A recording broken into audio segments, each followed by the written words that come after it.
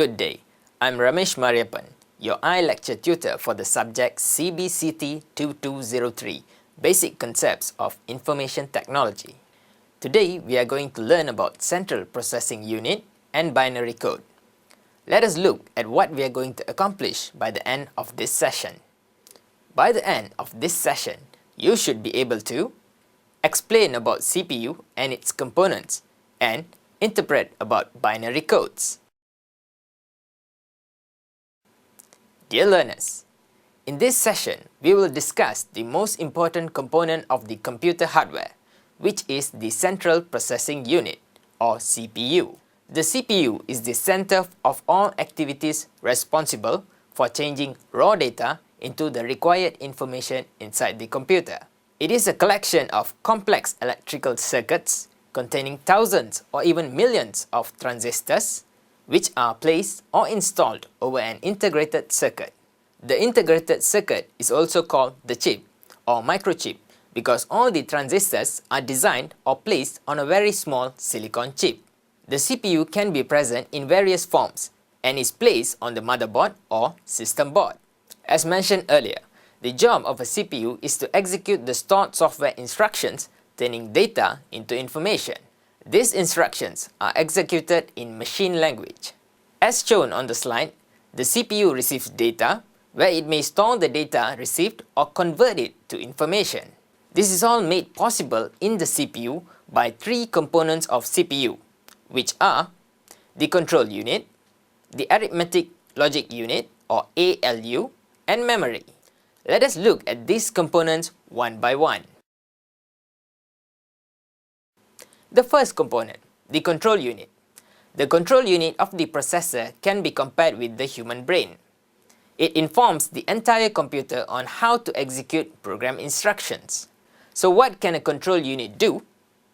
Number one, the control unit directs other units or sections to execute instructions. Do take note that the control unit only directs, not execute the instructions. Number two, the control unit controls and coordinates all computer activities following instructions received from computer programs. Number three, the control unit also directs data movements between memory and ALU and between memory and input or output devices. So to summarize, the control unit manages the taking of an instruction, decodes the instruction to know its aim, instructs the ALU to execute the instructions, and then direct storing of results to the memory. Now, the second component, the ALU. The ALU executes these types of operations as shown on the slide. Number one, the ALU performs basic arithmetic operations like addition, subtraction, multiplication, and division. Number two, the ALU compares operations like equal to, less than, or more than between two sets of data. And finally, number three, the ALU performs logical operations like AND or AND NOT. For your information, the control unit and ALU are placed on the CPU, which is usually located on one chip only, which is termed as the microprocessor. But the third component, the memory, is separated from the CPU, but is normally integrated with it and is accessed by it. Data and instructions need to be present inside the memory before being accessed by the CPU. The memory simply holds the data and instructions temporarily, as long as the program being used is operational.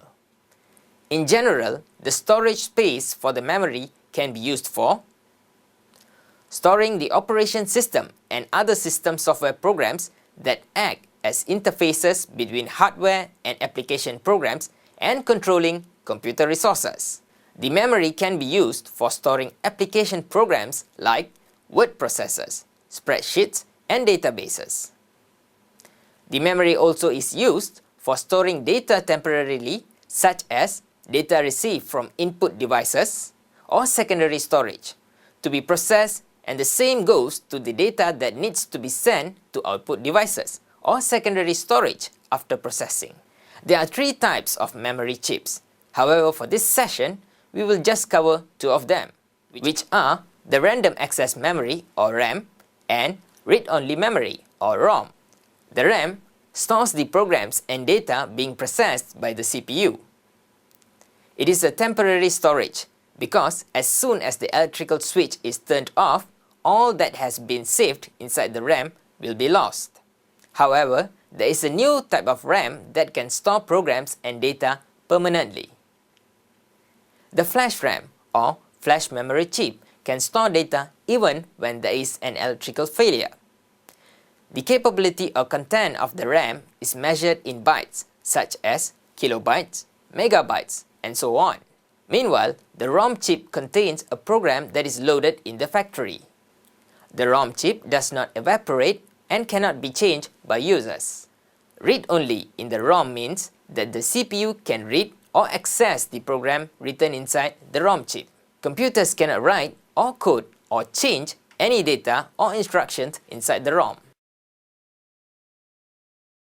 So far, we have learned about CPU and its component. Let us see now how CPU interprets data. It is not like how humans receive instructions from their superiors, like talking to give instructions or typing the instructions via email. Computer sees, receives, and considers all instructions in terms of data, numbers, alphabets, and symbols as numbers. The numbers that computer use are binary digits, which are 0 and 1, that are normally called bits to represent data. Then you may ask, there are many programmers who type programming instructions using English language, like if and else, instead of typing 0 and 1. Thus, how come computers can understand programming language which are not made of binary digits? To answer your question, even computer programming instructions will be converted to machine language, which is in numerical form.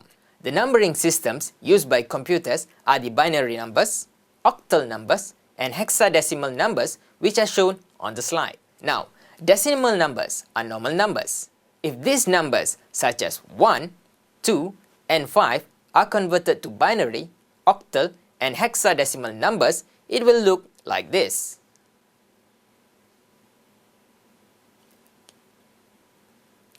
Let me show you a simple calculation using binary code. How come number 1 is represented as 0001 in binary? Well, it is based on the slide shown to you now. This is a table of 2 powered by certain numbers. 2 to the power of 3 is 8, 2 to the power of 2 is 4, 2 to the power of 1 is 2, and 2 to the power of 0 is 1. Now let's put the binary number 0001 into the table. 0 times 8 is 0, 0 times 4 is 0, 0 times 2 is 0, and 1 times 1 is 1. Thus, plus them all together.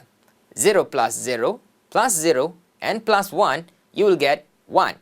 So, 0001 in binary represents number 1 in decimal.